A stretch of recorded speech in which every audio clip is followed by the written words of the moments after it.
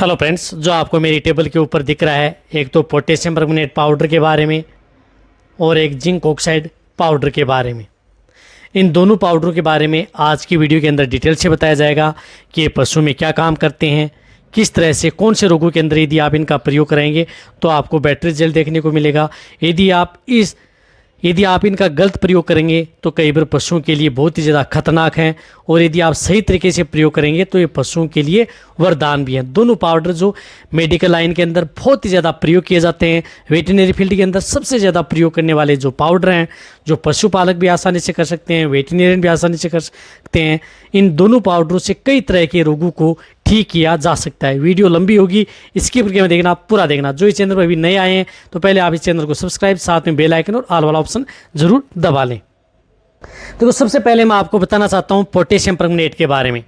Potassium परमंगनेट जो आपको दिख रहा है, ये एक लाल रंग का क्रिस्टलीय पाउडर होता है, लाल रंग का, जो कि आपको दिख नहीं रहा लेकिन इस तरह के पाउच में उपलब्ध होता है।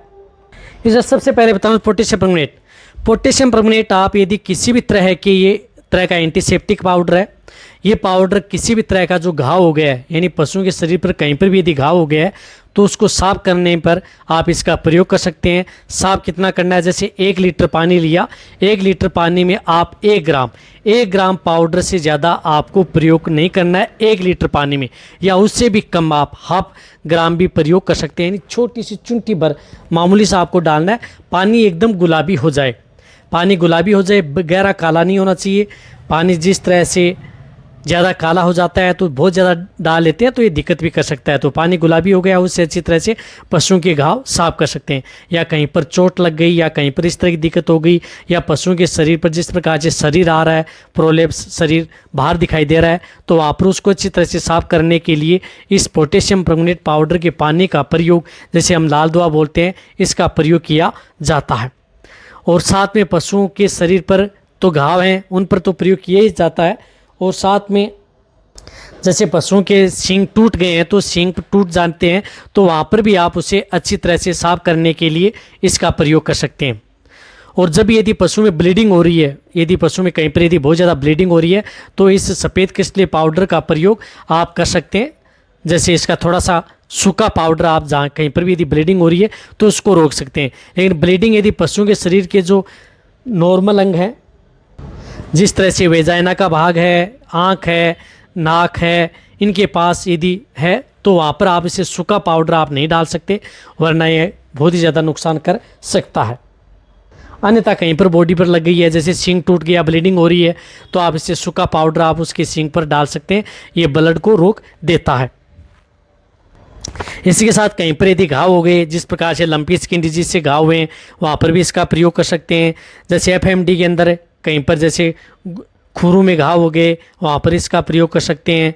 या मुंह के अंदर छाले हो गए, FMD होगी, मुंह के अंदर छाले हो गए, तो मुंह के अंदर भी आप इसका प्रयोग कभी भी भूल कर भी आप इस बात को ध्यान में रखना है कि सूखे पाउडर का प्रयोग नहीं करना है। बहुत इस तरह के जो पशुपालक हमने देखे हैं कि सूखे पाउडर का प्रयोग उन्होंने कई बार मुंह के अंदर घाव हो गया या जो मुंह के अंदर छाले हो गए वहाँ पर इसका कर लिया था, और उससे बहुत ही ज़्यादा दिक्कत हो गई थी। यदि सूखे पाउडर का यदि आप मुंह के अंदर कर लिया तो मुंह को ये जला सकता है, उसकी स्किन को जला सकता है और बहुत ही ज़्यादा दिक्कत पैदा कर सकता है। तो मुंह की बीमारियों के लिए आप इस सूखे पाउडर का प्रयोग भूल कर भी नहीं करना है, ये आपको ध्यान में रखना है। ये आप थोड़ा पानी में डाल करके पानी गुलाबी हो जाए तो आप इसका प्रयोग कर सकते हैं। लेकिन इसका सावधानी ये रखनी है कि पोटेशियम परमंगनेट का जो पानी होता है वह आँखों के अंदर आप प्रयोग न करें, नई आँखों के पास इस पाउडर को कभी लेके जाएं, इस बात का भी आपको ज़रूर ध्यान रखना है।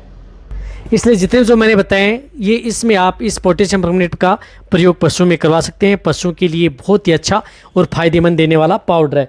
कहने का मतलब है कि ये पानी के अंदर घोलकर जो मैंने बताया उसमें दे सकते हैं। सूखे पाउडर का प्रयोग जिस तरह से ब्लीडिंग हो रही है वहाँ पर इसका प्रयोग कर सकते हैं। अन्यथा कहीं पर भी आप सूखे पाउडर का प्रयोग घाव में भी बिल्कुल भी नहीं करना है, पानी के साथ साफ ज़रूर कर सकते हैं। अब इसी के साथ आता है zinc oxide. Zinc oxide powder का उपयोग जिस तरह से ये सफ़ेद रंग का पाउडर आता है जो आपको दिख रहा है, लेकिन ये पाउडर क्या होता है, यदि आप इसे पानी में घोलना चाहते हैं तो पानी में घुलेगा नहीं, यानी पानी में अघुलनशील पाउडर है, पानी में आप इसे बिल्कुल नहीं घोल सकते।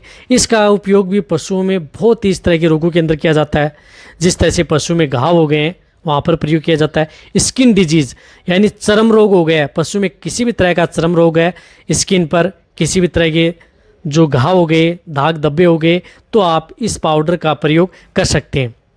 स्किन पर या जिस प्रकार से पशु में मेस्टाइटिस, थनैला हो गया, थनैला पर यदि पशु में थन में घाव हो गया है, थन कट गया है, फट गया है, पशु में थन कटना फटना, वहाँ पर आप इसका प्रयोग पशुओं में जो देसी घी आता है उसमें आप प्रयोग कर सकते हैं।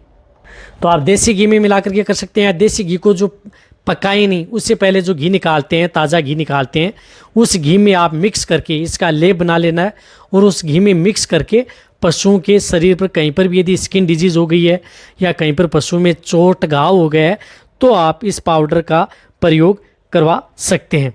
कहने का मतलब है कि स्किन से रोग, थन में किसी भी तरह की फोड़ी फुंसी, चमड़ी पर होने वाले घाव को आप इस पाउडर पर लगा करके उन पशुओं को ठीक किया जाता है। वैसे जिंक ऑक्साइड का प्रयोग किसी भी तरह के घाव में आप प्रयोग कर सकते हैं, लेकिन ये कोई स्किन पर किसी भी बाहरी एक्सटर्नल यानी स्किन के ऊपर किसी भी तरह की दिक्कत है तो वहाँ पर आप इस जिंक ऑक्साइड पाउडर का प्रयोग किसी में पानी में घोल करके आप कभी भी ना करें, पानी में तो घुलता ही नहीं है। अदर जिस तरह से आप घी के अंदर सरसों के तेल के साथ मिला करके भी लेप बना करके या ग्लिसरीन है उसके साथ मिला करके आप लेप कर सकते हैं। तो आप साथ में आप जिस पर एलोवेरा होता है उसके साथ भी, ग्वारपाठा के साथ भी आप मिक्स करके स्किन डिजीज़ यदि पशु में हो जाती है तो आप प्रयोग कर सकते हैं। यदि किसी पशु में यदि कोई भी जो ये पाउडर है यदि रिएक्शन भी कर जाए, थोड़ा बहुत यदि लगे कि रिएक्शन करता है, तो वहाँ पर पशुओं में आप ठंडे पानी से उस पशुओं को नहला सकते हैं, अन्यथा आपको उसमें प्रयोग नहीं करना है। इस बात को भी ध्यान रखना है। यदि आप किसी इस तरह के जो ग्लिसरीन है, एलोवेरा है या जो देसी घी है उनके साथ यदि मिला करके प्रयोग करते हैं तो रिएक्शन का तो सवाल ही नहीं पैदा होता, बहुत कम चांस होते हैं। यदि सूखे पाउडर का यदि आप प्रयोग कर रहे हैं जैसे स्किन के ऊपर, तब कई बार इस तरह की दिक्कतें देखने को मिल जाती है रिएक्शन वाली। अन्यथा यदि आप किसी के साथ पेस्ट बना करके प्रयोग कर रहे हैं तो दिक्कत नहीं देखने को मिलेगी, बेटर रिजल्ट आपको देखने को मिलेगा। कहने का मतलब है कि जिंक ऑक्साइड स्किन से संबंधित कोई भी दिक्कत हो गई है तो आप इस पाउडर का प्रयोग करवाएं, सबसे अच्छा रिजल्ट आपको देखने को मिलेगा।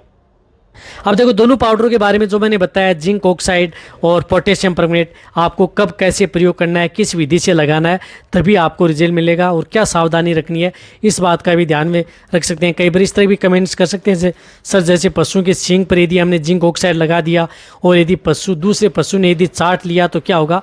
कुछ भी नहीं होगा, घबराने की कोई आवश्यकता नहीं है। चाट लेगा तो, क्योंकि ये लेप जिस प्रकार से आप एलोवेरा के साथ या ग्लिसरीन या घी के साथ लेप करके लगाते हैं तो पशु में नुकसान भी नहीं करेगा यदि चाट लेगा तो।